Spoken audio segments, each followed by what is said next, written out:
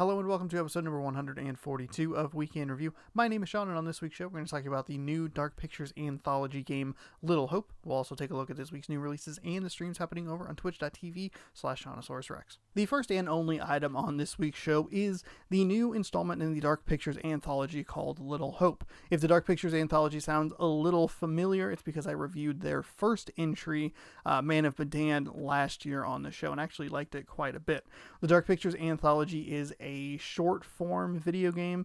The first two installments so far have cost $30. They have each run for about 4 hours. I would anticipate these numbers to be the same throughout the 8 installments that they intend to do. I really like the formatting of it.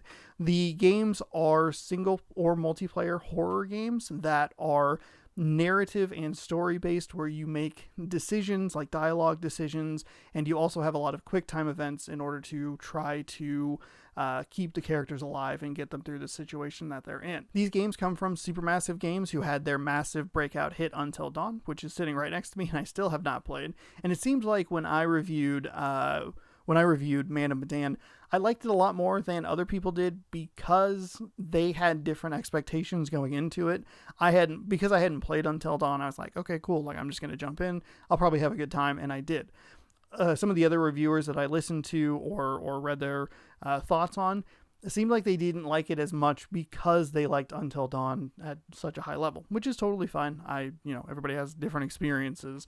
But I seem to be on the higher side of Man of Medan. And I was actually quite excited for this entry in the series because when I saw the initial trailer for it, which Supermassive puts the trailers, like the teasers for their next game, at the end of the credits of the previous game, so you got a taste of Little Hope at the end of Man of Medan, I actually got like serial killer, like slasher vibes from it. It seemed like it was going to be like a 70s slasher sort of thing where you're 5 characters in a town and there's someone chasing you.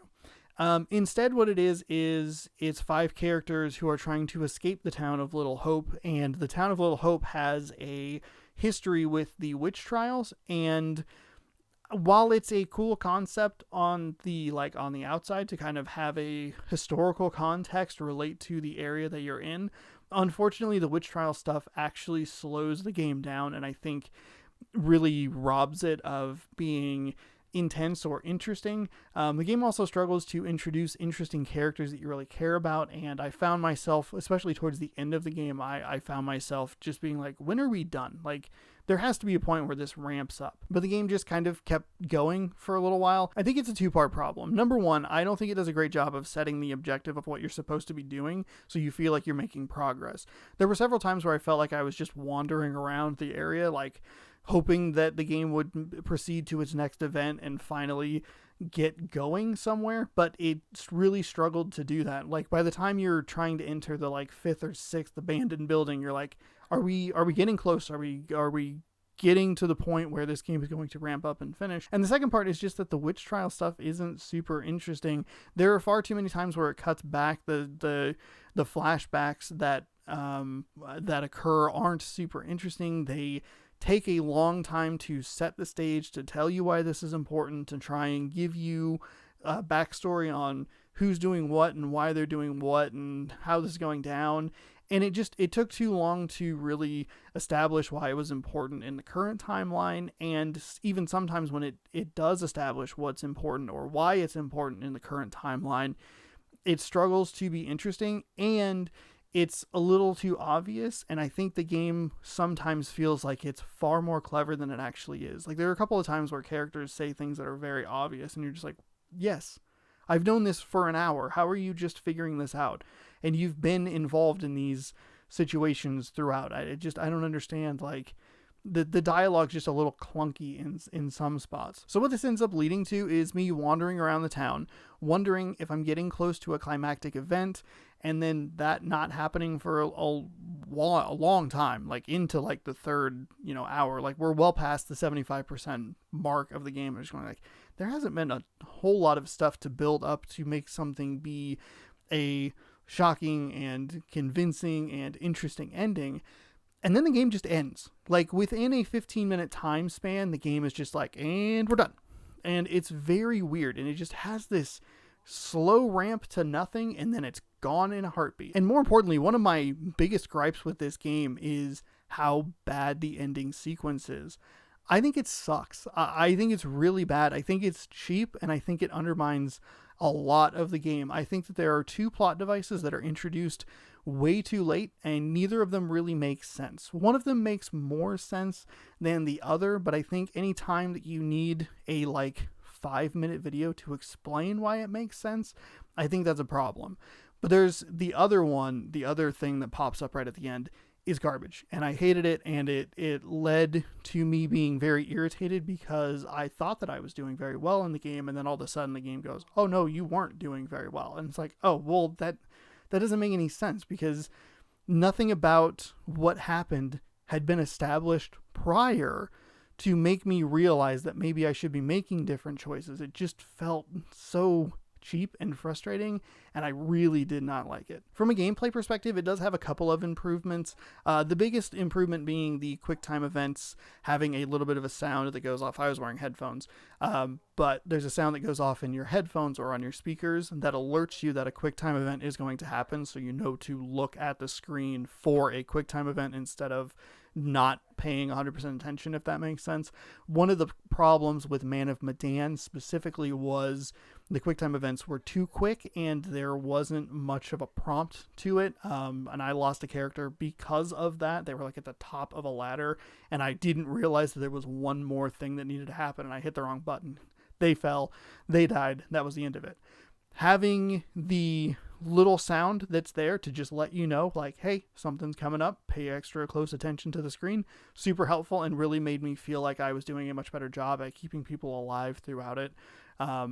And that was very nice. I also still really love the Curator. I love the way he interrupts the game, and I love the kind of one-on-one conversations, the kind of almost taunts that he gives you from time to time are really interesting. I think he's fascinating, I wasn't super big on him at the beginning of Man of Medan, but by the end I was turned and I was like, yeah, hell yeah, he's great. And I loved him in this.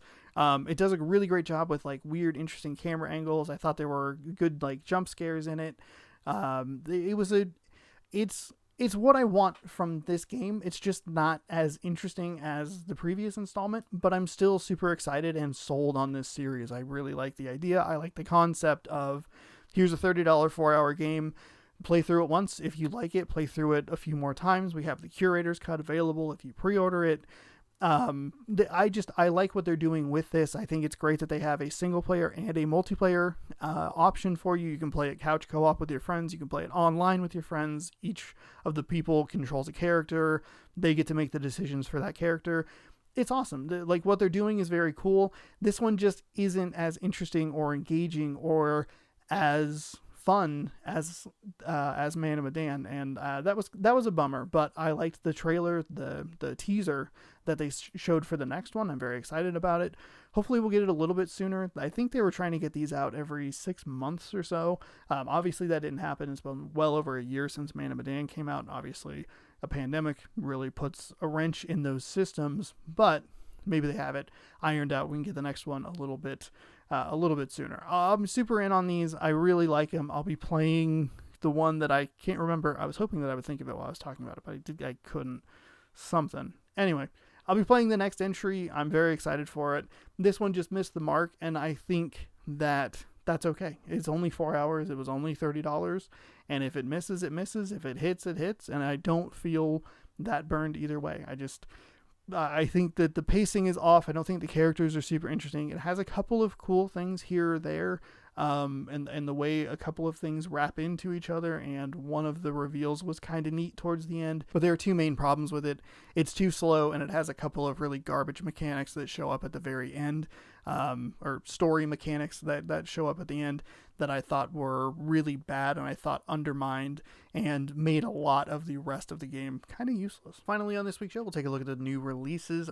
We have Kick-Ass coming out on a Steelbook 4K version that The movie's already been released on 4K, but this is like a Best Buy exclusive steelbook. I don't know if it's in conjunction with the 10th anniversary, but the movie did come out in 2010. It is 2020, so there could be something with that, or it could just be a movie that Universal decided, hey, we'll go ahead and throw out a re-release and just throw it in a cool steelbook. I actually like the steelbook. It looks very nice, and I enjoy that movie quite a bit. Its sequel, not great, but the original Kick-Ass, I really enjoyed. And there are a bunch of games coming out this week, starting out with Chicken Police, which is a weird, like, police noir game that's in black and white with anthropomorphic animals. It looks really weird, which means it's right up my alley, and the noir style of it definitely speaks to me, so I'm curious to check that out. We also have Yestermorrow, which is one of the games I really enjoyed from the Xbox Demo Fest. That one is coming out this week. We have Dirt 5, which is available either now as you're watching this, which is the 3rd of November, or you can pick it up on Friday, depending on if you get the amplified version of the game or not. There's a $20 price difference in a couple days early access for that if you're interested in it. We also have Need for Speed Hot Pursuit, which is the Criterion Need for Speed game that I believe came out in 2010, 2011, maybe even 2012.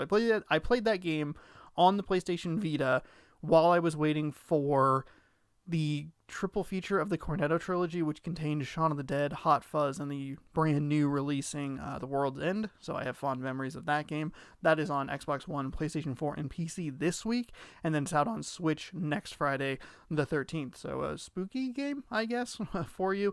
And then finally, we have Knights and Bikes, which has been out on PlayStation 4 for quite a while, but it's finally coming to the Xbox One and is hitting the service with Xbox Game Pass. This game has a really interesting art style. I was wanting to try it for the longest time on PlayStation 4. Obviously, I never got around to that, but it being an Xbox Game Pass edition,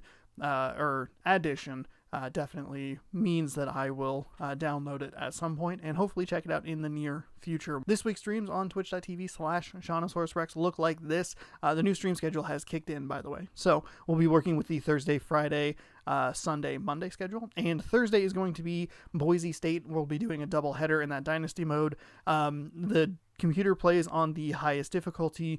It's what if Boise State joined the Pac-12, do a doubleheader of that. I just commentate over the games and just watch it unfold. So far it's been a pretty good season, and it's a big matchup this week because it's a huge matchup in Stanford, which is a top 20 matchup. I thought it was going to be a much more important matchup, but Washington State had a little something to say about that. And then the second part of that will be Going Under, which is a game that I've had on my Xbox for a couple weeks that I would like to try. Friday, we're going to check out Yestermorrow and Chicken Police.